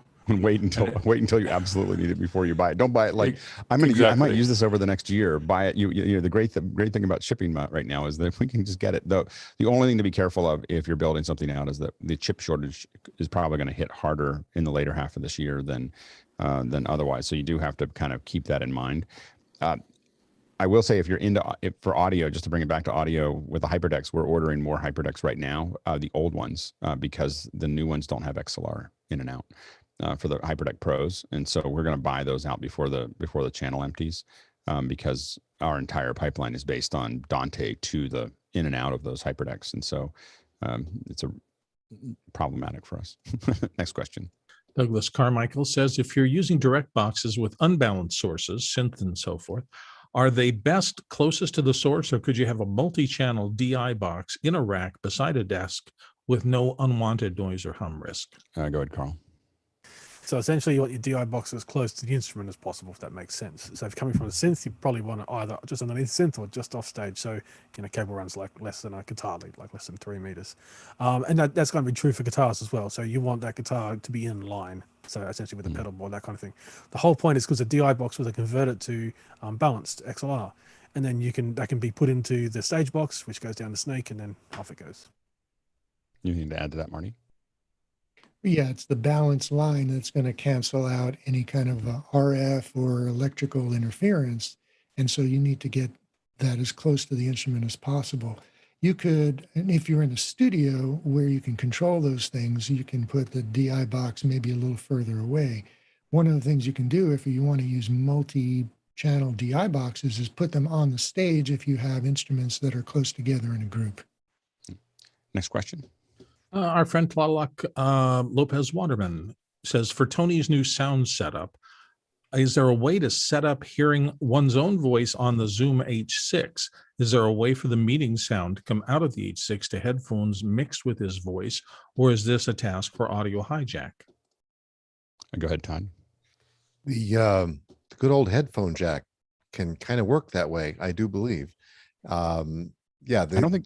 I think the headphone. You're talking about the headphone jack from the H6 or from the computer? H6, from the H6. Right. Yep. Go ahead, Carl. Yeah, I'm pretty sure it works the same way as the Flow. That the Zoom and Behringer have pretty similar things. So the way I've got it set up is I have you guys coming in via USB into the Flow. I have my headphones in the Flow, and then I have myself from my channels mixed into my headphones as well. So I can have the only thing that doesn't happen is the stuff that's coming in from USB, which is you guys, does not go into the main mix. So that's my mix minus. Go ahead, Chris. Sorry, I was distracted. I didn't realize I'm on a Zoom H6 right now. And I hear myself before it even goes into USB. So it is routed back into my headphones. Right. So you're getting a low latency or a zero latency, yeah. Preview of what you're saying. Yep. And you're listening from the H6 to you guys. Yeah. Yep. So maybe you guys can get together in after hours and figure out the exact mechanics. Next question. Stan Chan, our friend from Roseville, California, says recommendations for getting a UA Apollo interface into a Dante network. I guess I would hook it to a computer, put the computer with DBS on. Go ahead, Carl. Yeah, so the only way, because it's designed to go into a computer, so you'd want a computer either with a Dante card, attached if you've got, that, or Dante hardware sticking off the end, even just a dongle. That's Dante. Could you do a UA? I mean, this might be a little bit of a, but the Apollo interface has XLR out, right? Yeah, it does. I'm using one now. So you'll increase latency if you go that way, though. Yeah, it would increase latency, but if you wanted to get it on there, you could theoretically use an Audinate XLR to, or even XLR to Dante would be one way to do that, Marty. Don't they even have a USB interface now? There's none on mine, but there are different models. So are you talking about the USB interface for Audinate? Yeah. Yeah, they do. Yeah, so you could do that out of the computer, but I don't think it would do it. I don't think it would go out of the. I don't think the UA. I don't think it would go out of that device. I think you would have to take an analog out. Go ahead, Todd. This is a question because I don't know. In the Dante network, can't you get into a Dante network through LightPipe, or is that? You'd need a box in the middle to do it. So if you can do LightPipe out of the, you need a box still. So either way, you just got to attach a box to the computer or put a card in the computer, but you can get it going. Yeah. Go ahead, Leland. That device should accept the BST plugin for the Dugan Automix as well. Should work. Next question. Douglas Carmichael's up next. Alex mentioned Pelican cases as the de facto standard production case. Would an anvil style be more durable as checked luggage? Go ahead, Craig. Yeah, one of the things that I really like about Pelicans, first of all, the anvil style ones, if they're on wheels, all like forecasters, then you've got a little bit more issue with the Pelicans that have wheels like the 1650. You just put it down, the wheels aren't actually in play until you lift it up. The other great thing about Pelicans that I've learned to really take advantage of with a couple of them is the warranty on them. They've got a remarkable warranty that you're not going to get with an anvil style case. But go ahead, Carl. So there's kind of like this triangle. You want strength, you want lightness, how light it is, and you want essentially space you're going to get for that strength. So the problem with anything that's kind of too rugged, the majority of the weight in that, even if you load it, it's going to be the case itself. So you don't want to have freight weight being the case itself. So that kind of triangle, and you can't win at all three. You're going to have ruggedness, you're going to have lightweight, or you're going to have a ratio. And that's a ratio of how much does your case weigh compared to what's actually in it. And if that ratio goes over 10-1, you're doing something wrong. Yeah, go ahead, Bill. Yeah, I always think of anvil cases as what touring bands throw into trucks. They're going to fit beautifully because they're all squared up. You're going to get a lot of them in there, maximize your cartage in each truck. But if you're flying around, those softer sided Pelican cases just make a way more sense. the Pelican cases do a lot more damage to your car. Like as someone who's had a lot of both of those, you know, the metal cases with the metal corners, you know, if you're putting them into anything that you care about, they're going to, you know, if you put them into a truck, it doesn't matter. If you're going to put them in anything you care about, you really wish the Pelican cases will do their own level of damage, but the metal cases become an entirely different problem. When it comes to lightweight, by the way, you start moving when you want to do custom cases. Like I have something I'm going to travel with. It's going to be exactly what I want. Then you start going to things like Thermodyne. So Thermodyne is another case structure that they're going to make them for you. You can have them cut those out. They are probably 30% less weight. So you can get more into them and stay under the things. They're just something that you have built for you, or companies have them built. So like, for instance, used to be when you bought Kinoflows, like the Divas or whatever, they came in a Thermodyne case. So you can have those as well, and that'll reduce your weight. Most of the time when we started really loading in, we went from Pelican cases to Rode cases. You know, there was no anvil in between. Like I didn't want a bunch of little bits and bobs. You still get lenses and anvils all the time. I mean, that's a really common place for us to get is lenses come in anvils. But but we went to Rode cases, and then those Rode cases needed to be stackable and et cetera, et cetera. Go ahead, Marty. Yeah, the Pelican cases hurt less.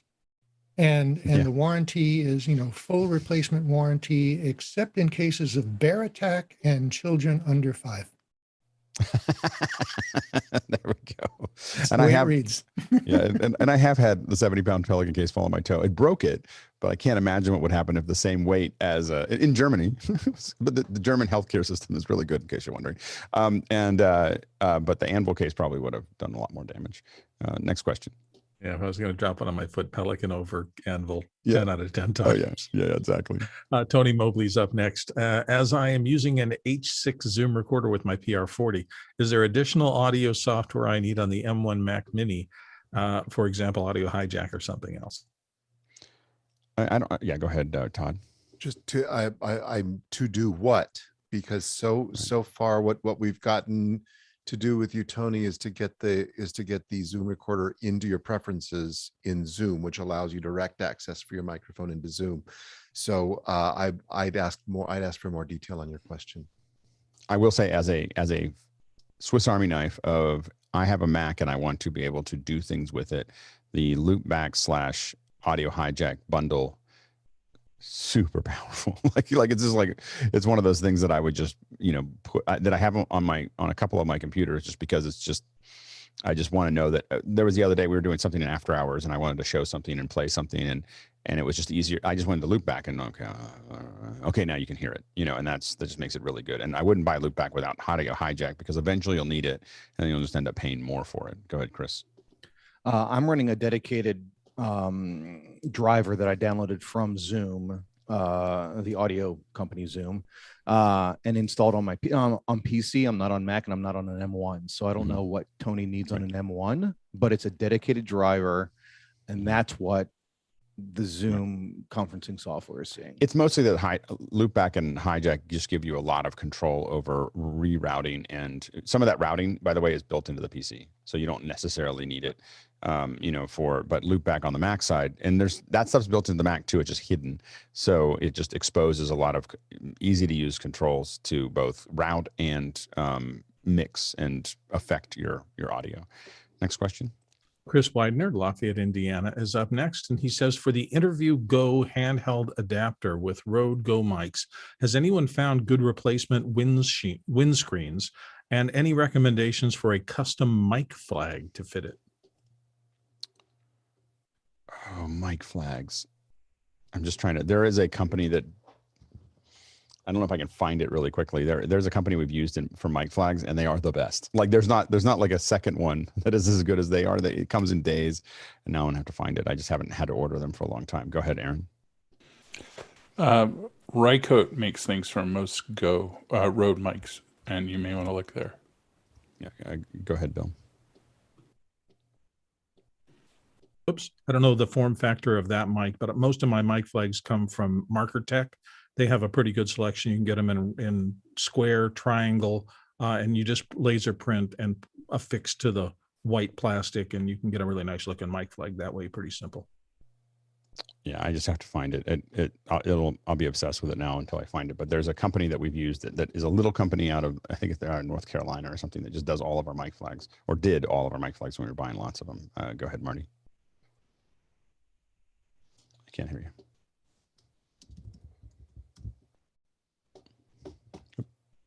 Did we? Oh, that's I can't hear you, Marty. Yeah, Marty's stuck. Marty, you're it's muted. audio show, so this is an example of patching audio. Yeah, there we go. Sorry about that. No worries. So there's this company called Olson Audio with a brand called WindTech that makes hundreds of different sizes of windscreens for all kinds of microphones. Unfortunately, the rest of their website isn't working right now. You may find inventory at any of the dealers. I have some inventory here, and any of the other major dealers may have some inventory for that particular microphone. They also make other accessories. They may make mic flags, but that's a company to ask about. Mm-hmm. Next question. Tony Adamopoulos in Missouri says, you're recording spoken word, think voiceover or a keynote, or going into a Zoom meeting in a home office. You have a choice between a Shure SM58 or a Beta 58A. Which do you use, and briefly why? Go ahead, Stuart. For Mr. Adamopoulos, and yes, I'm from Melbourne, so I can say his name properly. I would like to read from the Shure website. To summarize, the Beta 58A is no doubt an upgrade for many applications, but for some scenarios, these upgrades can also be a hindrance. For example, if you're performing in a heavy metal band and you typically shout or scream into your mic, you may not want the extra sensitivity and detail of the Beta 58. It's all a matter of application and taste. So if you're recording people screaming into the mics, 58. If you're recording spoken word, Beta 58. Go ahead, Carl. So the whole point of it is they're similar capsules. So it's what you're hiding. What noise do you want to get rid of? So the 58 is a cardioid and the Beta is going to be a supercardioid. If you use a keyboard, that kind of stuff, avoid supercardioids because they actually reject. So this is why monitors, you'll sometimes see monitors on a stage that are off to 2 angles because these are supercardioid mics. If you have a cardioid mic, you can reject most of the stuff from behind. Supercardioid mics will reject everything at 120 degrees around from either side. They different patterns. As far as the two mics, as far as Shure's concerned, they're both perfectly suited for your condition. You're going to be a controlled environment. You're speaking, so that's not a problem. Just make sure you have a decent preamp because it's going to be about -50, -60 for these mics. But it's what you want to hide. That's what these mics are different. As an aside, I put the link for the mic flag thing into Mukana. It's impactpbs.com is where we bought every mic flag we've ever owned. And it's super fast and super effective. Next question. Douglas Carmichael's back with, could a transient shaper plugin like Wave's Smack Attack be useful for increasing speech intelligibility, not just instrument tone shaping? The one thing I'll say about intelligibility is there's intelligibility and listenability. And you can make something that's intelligible in short spurts that is hard to listen to over a long period of time. So as we compress, as we move away from our natural voice, we start making things less and less listenable, and so you can listen to it, but it starts to become stressful over time. It creates cognitive load. And so that's why, for instance, if you listen to NPR, they actually do very little to the audio, very little expansion, very little compression. And it's a very NPR sound, but you can listen to it all day because it's not in your face. Go ahead, Carl. Yeah, so this is like a dynamic EQ and dynamic compressor. Essentially, it's just another form of it. There are some single knobs and 2 knob versions of this in hardware.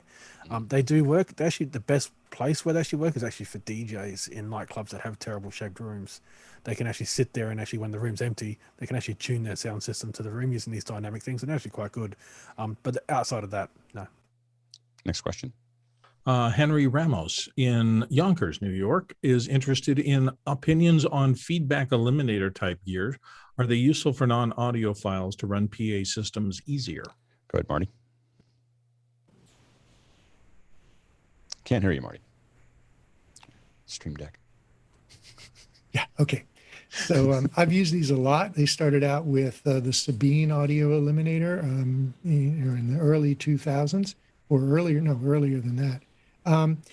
They can be helpful. but you have to know how to use them. They are not entirely automatic, and you have to know to reset them between shows, between gigs.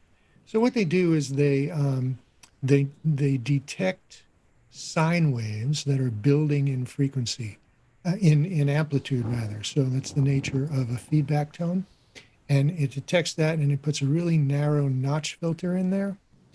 Problem is, if you get too many of those all stacked up close together, it's just like scooping out that, the volume on that frequency range, which can really affect the sound of your audio. So every once in a while, you wouldn't. So I would put them in an installed system, and I took them with me on portable gigs. But every day I have to I would reset it back to 0, and then open a microphone and walk around the room and just catch like the first 3 or 4 feedback frequencies, and that's usually enough. Next question comes from Tony Adamopoulos, and Tony's saying, would it be possible to help an audio newbie read polar pattern and frequency response diagrams? Go ahead, Carl.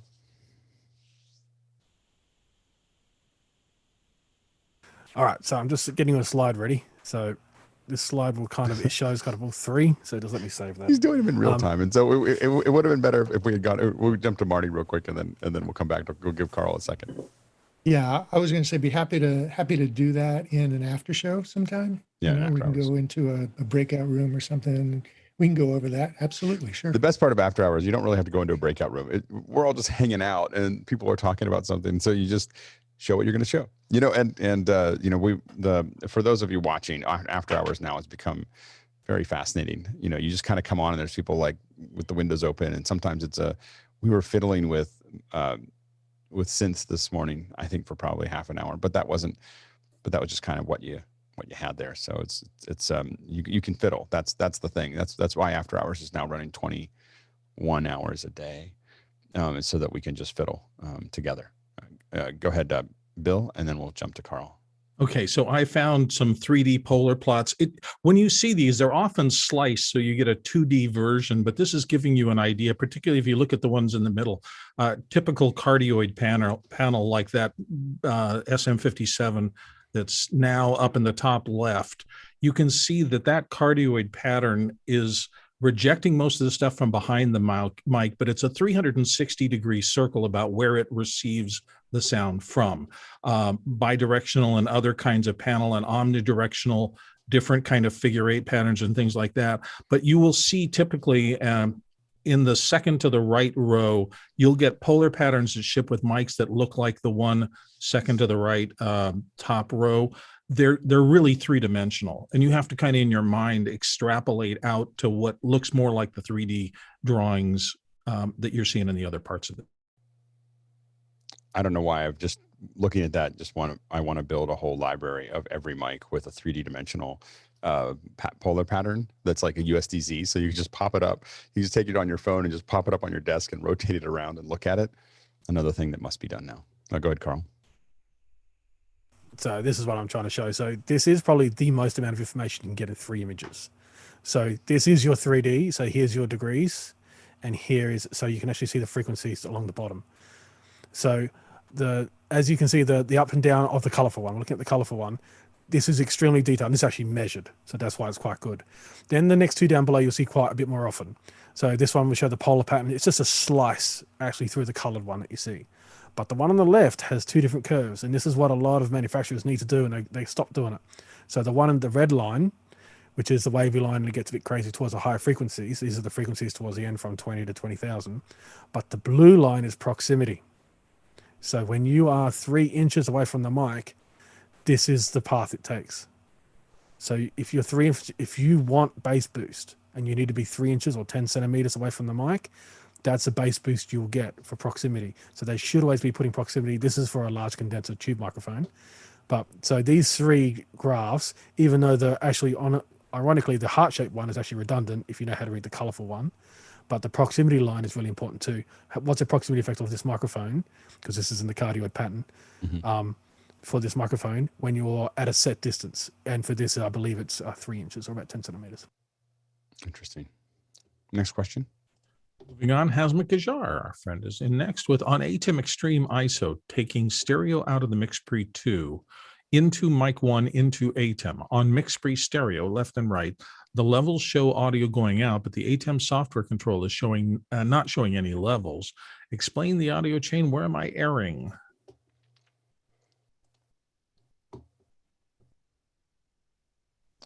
I'm just looking there. Well, the first thing I would do is put a headphone in there. It will be very quiet, I think, but it will be, you'd be able to hear it to make sure that it's coming out. My only question is whether it's, because you want to make sure it's routed. It may show that it's got output, but it may not be routed to that output. So that would be the first thing that I would think through there. I'd also make sure that you don't have what levels are going out. I believe that it's, did we establish what the mix-pre 3 levels were by default on the output? Because that difference could make it hard to hear or not show up on the meters. Go ahead, Todd. This is a silly question, Hasmukh, and I'm really sorry for asking it, but is it turned on? Because the mic pre's have to be turned on. I remember trying to send stuff into that and working with it for a while until I was like, I didn't press the darn on button. So you mean turn on for the mics themselves? I think he said no, on the ATEM, on the mic 1 channel of the ATEM needs to be turned on. The button says on or off. Yep. Before you even get to the levels, and that's also inside the software as well on the bottom of each channel. Yeah. Next question.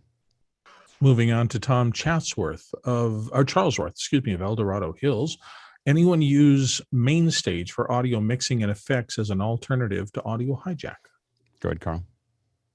For mixing, not so much. MainStage is more of maybe an effects bus, guitar, pedal, and instrument, so virtual instrument that you play live. So essentially you want a powerful computer, generally 1 computer per instrument kind of thing if you're going to do this live.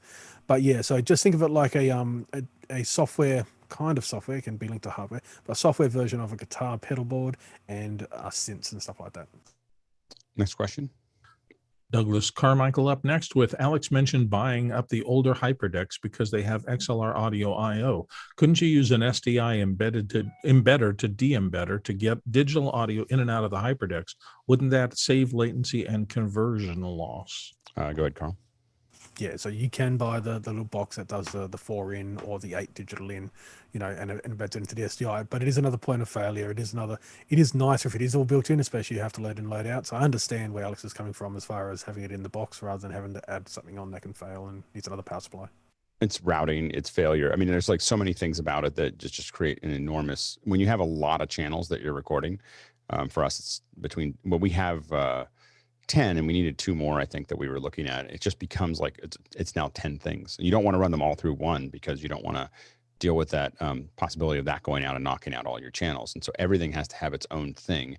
So now I've got a whole bunch of de-embedders and embedders that are being used for every single deck. It's a lot more GAC than an XLR to an Audinate, and that's the fundamental problem. So we'll fix it. We're going to get some of these pretty quickly and make sure that we have what we need. Next question. Danny Law comes up next from Malaysia, and Danny says, whoops, Danny just disappeared because we got a double hit there. No, he's right there. Here we go. Is there any other manufacturer that has a similar gain sharing like the Avid S6L systems already deployed an Avid profile and SC48 on site? Good, Carl. So I know it's in the wing. I know it's in my flow. You simply let the band rehearse and you just press this button. It'll look for peaks and it'll just set it. And then you make that a scene for that song. So you don't have to tell the band they're doing a sound check. You just tell them to rehearse and you do the thing and just remember to label it for that song. So when it comes up to that song, press that one. Everything works. Go ahead, Craig. Sorry. I was reading that as the gain sharing like between multiple consoles on the same stage box. So that's something that I saw first on Digico back probably 15 years ago. So one console set at master, they set the actual gain. The other consoles on the ring have a digital trim that can offset that. So if they want a different level on their own mix, it doesn't affect the analog preamp before the converter. They just have a trim afterwards. The important part is that there's a setting where we'll do a digital offset automatically, so that if the person in front of house, for instance, has the master, they change the gain on the input. the monitor console gets an offset so that their actual output doesn't change. So the gain, if the front of house person takes it down 6, the monitor desk the digital trim will go +6 to make the output the same. Next question. Tom Charlesworth is back from El Dorado Hills, and Charles says, use cases for active versus passive DI boxes. Recommendation for active DI with phantom power. Go ahead, Carl. Yeah, so active is the only way. You'll need active to go from a non-balanced to a balanced. And usually you may want to add some gain. So you actually want to put down a +4 signal down that line. Because if you're going in from a guitar, let's say, down, you're not going to be able to, or a bass guitar, that's another common that will go directly into a board. You want it to go into an active DI. Go ahead, Marty.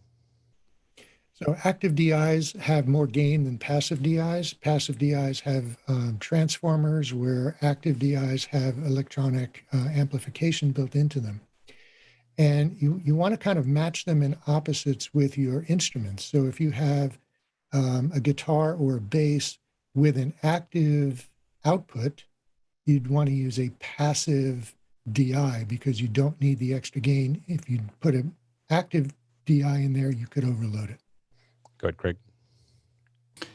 Good starting place to look at would be radial engineering for DIs. Next question. Douglas Carmichael is in next with, have any of you had experience using primary source expanders, either the Rupert Neve Designs 5045s or the Waves plugin to reduce mic bleed? I don't know if any of us have used those. All right, I guess not. No, I mean, you've stumped us. All right, next question. David Brady of New York is back in with, what causes the sloshing seashell audio ramp up when some panelists open mics? Yeah, go ahead, Todd. I have no idea. Very good. Go ahead, Carl. So because Zoom is always listening and it's always doing, the original sound off kind of thing all the time, even if you're on mute, if you're on mute, then it's probably people who have other processing before they're hitting Zoom. And it's probably that processing kicking because they start to talk and the gates and expanders are all kicking in. It just takes them a second to kick in. Yeah, go ahead, Bill. From that description, I would also check out phase cancellation. If you have multiple mics open and somebody is moving physically between the two, you can get phase cancellation things. And sometimes when you're really inverting waves because the distance is exactly wrong, you'll get a kind of sound behind what people are saying. Go ahead, Marty. Yeah, it could also have something to do with Zoom's noise cancellation features. Yeah. And a mixture of the new noise cancellation with auto gain control. So the AGC. So when they're not making any noise and they turn the mic on, it's grabbing anything. It goes out and goes, I'm going to find anything, little noise out here. I'm going to try to bring that up to normalize it. As soon as they start talking, it comes back down. So that could also be part of it. Next question. Idris Hagi in Fairfax says, what XLR mics and USB interface would you recommend for a large classroom of 15 people that are going to be wearing masks? Would SM58As be a good classroom mic? Go ahead, Carl. I would say just the standard SM58 because of the pattern we talked about before. So you want to have rejection out from the rear. So if you have two people side by side, and XR18. So for that size, XR18 will be pretty much a perfect fit for that kind of thing where you got the 18 channels. It's a pretty good mixer. It's a very good price, and it's a little bit expandability for more than 15 people. There is a company, one of the things that we've used, and we learned this actually from the Shared Spaces group, is there's a company called Phoenix Audio Technologies that do a USB interface with multiple mics that does an auto mix between them. And it's called an Octopus. And it may be something that you can take a look at. We've used in the past. Go ahead, Aaron. Doesn't the SM58 require a fairly close proximity to get good response? And wouldn't that be really hard for people to remember to hold the mic close? It's just a question. I don't know if that... It's going to be a mess if you don't. Yeah, it's... is there something with a little farther reach with That's We've still used a criteria. SM58s for a long time because the room noise becomes almost unlistenable otherwise.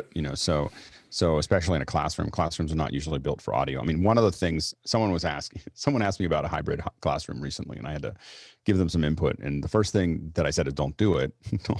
But then when they said when we have to do it, I was like, okay, so building the classroom, and they did this. They're there. At least they told me they're going to do it. Building the classroom for audio is the key. So it was like you really have to literally carpet the floor, put stuff around the walls, put stuff on the ceiling, make sure that your audio, if you treat the room really well, you can actually have a lot of flexibility on what you do with the mics. The mics work really well in a really soft room all the time. But in most classrooms, they built them easy to clean, not easy to do audio. And so as a result, there's a lot of hard surfaces, which you just want to look at every hard surface as a mirror for audio. Go ahead, Marty.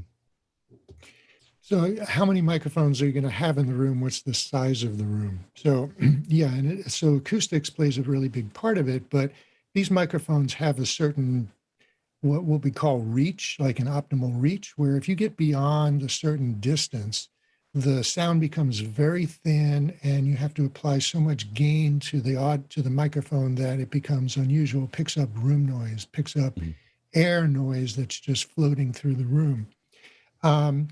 For a classroom situation, particularly if it's any large size room, I would look into some of these conference microphones that are microphone arrays that do beam forming. So there was one that and I'll have to find this video. There's one that demonstrated this. There was it's a bar that goes on the wall where a screen would be. And this person was walking around this classroom, getting really far away and actually facing opposite, his back to the microphone, and picked him up perfectly. And it's all about intelligibility. Yeah. And the other thing is that, I mean, they do this in really large spaces like the UN with desktop mics. So where you can just tap on them and say, I want to talk. And you actually get, a little tinty, but it definitely works as well. You would have to have some kind of cleaning regime that would pass through between classes if people are touching them all the time. But that might be another option, is to, I think we're in a process, and looks like this fall is going to be another one of these processes where we have to rethink the way we're building classrooms, because it's just not, this may happen. We may have to work on this for a while. Next question. Michael Anderson in Jackson, Wyoming says, Alex, when you're running Zoom ISO using Decklink Duos, how are you handling routing the Zoom ISO return audio? In the case of what we're doing right now, we don't have to, because we're just grabbing the video, because we can all hear each other and talk to each other. Where that's going to become a problem is actually hearing playouts, which we're not doing yet in our test cycle. What we will be doing for that is using a X32 rack with a Dante card and using Dante virtual sound card to return it back in. But again, we don't have to return it back to everyone. We only have to put it back in once, because right now everyone's still hearing each other inside of the mix that is going on inside, because we're not, for what we're doing with Zoom ISO. For our standard one, we're building a mix minus for every person. So the standard 090 event platform basically has each person in their own little room by themselves, and then each one of them have a mix minus coming back to them. So it just depends on how we're producing the content. So what you see looks like a mixed show, but what we're doing is doing it all in hardware. The Zoom ISO, which is what we're experimenting with right now, just takes, we only have one audio that we need, for that. And so that's kind of how we're managing it at the moment. Next question. Henry Ramos in Yonkers, New York says, looking for an equivalent mixer to an old Mackie 1202 with a USB out to go into vMix, looking for 1 or 2 aux sends, but don't want any of the FX stuff. I've seen suggestions. Go ahead, Carl. There we go. 1202. So they still make it. This is one without effects, as you asked. There is a one that does have effects, but this is the one without effects. It has aux sends. And it has, they can come back in as well. So you have returns as well. So this pretty much solves, and has inline compression for the first 4 channels. Go ahead, Stuart. I actually have the bigger version of that with the effects, and I don't use the effects. You don't actually have to. But from a recent experience working with some guys up at Darwin for Hidden Valley Raceway, they have a lovely Yamaha MG I think it's the MG12. And the sound out of it was absolutely beautiful, and it worked perfectly with vMix. Not a problem. It was like it was natively supported. It was that good an integration. I loved it. Next question. Tony Mobley, Newman, Georgia. Wired headphones I should purchase, and will they work with Office Hours 2.0? Which, I guess, wired headphones should I purchase? Yeah, go ahead, Carl. So 2 suggestions. One that's apparently easy to find in America, which is Shure 215s. Or if you can find them, but maybe you have to get them from Europe at the moment until they get in Sweetwater, which is a Behringer version of them, which actually have more grommets, is a 251s. And the one that I'm using right now, because I had an issue with my audio implements, is an Auto, and this is the Auto just single ear IFB, and it's about $40. And so I would say that that's acceptable given that it's in my ear at the moment, and it works as an inexpensive single ear experience. Go ahead, Todd. I will offer up the one I always offer, which was given to me about a year ago, and I've come to love it. It's off-brand Linsoul, Linsoul. I will put it into Mukana exactly right now, and it is $49 together with some Comply foam. It fits in the ear and just sits there and sounds great. And you can even get it with a phone microphone as nice. Next question. Moving on to Douglas Carmichael again. And Douglas says, Alex, how would you properly gain stage the analog I/O to and from the HyperDecks and Audinate units to ensure that there isn't overload? They're putting out what they're getting, and what they're putting out is they're getting the program, and they're putting out what they have going out of them, and then essentially what we're doing is just making sure that is accurate. I mean, it's accurate coming out of it, of what they have. There's no gain. Maybe there is gain inside of them, but I haven't done anything with that ever. Go ahead, Carl. So I know one of the things Douglas may be asking is, how do you know when you go from analog into a digital stream? Nearly every box that has that will have a clip light. And that'll tell you what you're going. You don't have to have any faders or anything. You don't have to have VUs, but it will have a clip light. If you use that clip light solid, then turn it down. Yeah, and again, our stuff is what we put into it to play out has been, we know it's not clipping. Like we know that it's, this is a play out, and we're not doing anything inside the HyperDeck. The HyperDeck is also then receiving something that we are relatively sure. It's because what we're doing is it's going to be a Dante straight, like literally it's Ethernet until the last 6 inches, which is an Audinate XLR to Ethernet. So it's just, it just immediately goes into that. So it's not going through a lot of processing. It's coming straight from the board. Go ahead, Marty. Yeah, so the issue is really going into the Audinate converter. And it goes back to something we talked about earlier, is controlling your dynamic range, controlling your audio levels. But again, we're not passing it through the HyperDeck. What we goes into our Audinate converter is something that has already been tested and processed. And we've already metered it all, so it's coming out at the level that it was generated at. I mean, we don't find that there's any. We haven't had to do any extra conversion to that. Next question. Douglas Carmichael has our second to last one here. Would a de-esser like wave sibilance be useful if you're dealing with various speech feeds from different sources? I know we definitely do use sibilance filtering for some things, especially when we use headset mics, because the headset mic tends to pick up the sibilance a lot more. One of the things that we're starting to play with is that I used to be pretty aggressive about putting the mic right behind my front corner of my mouth, and we're starting to pull it back just a little bit so that it's a little further back the cheek, and we're finding that drops the sibilance dramatically. So it doesn't, it hasn't really greatly affected the quality of the sound. Last question. Ken Jones gets the nod today from Seattle, Washington. I'd never use it unless, but what is Logic doing with the 2 mics on the Brio? They claim stereo, but I don't see any output from the right side. Does anybody have any clues?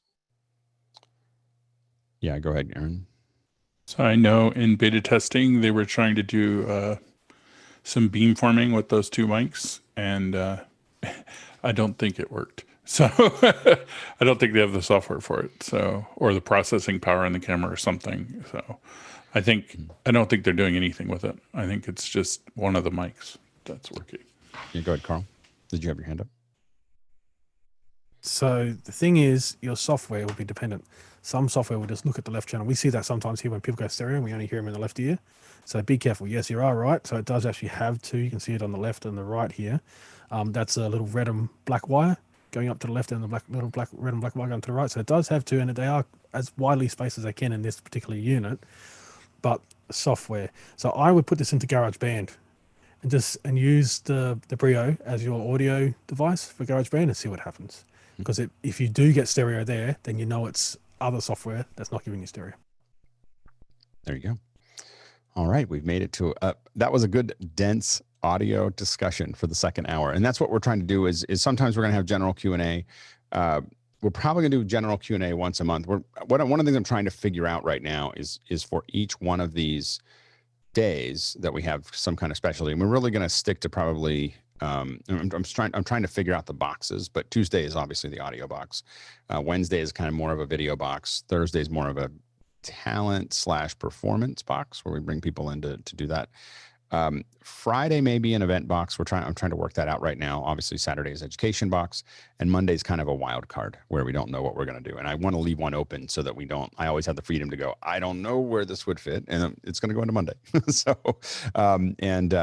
So those are the kinds of things that we're doing. I do think that we're going to start specializing. One is going to be general Q&A. I have to admit, because of some of the expertise that apparently is in our group, I am very tempted to talk about modular at least once a week, not once a week, once a month, just because we have some folks that I think can, so whether we bring guests or other things.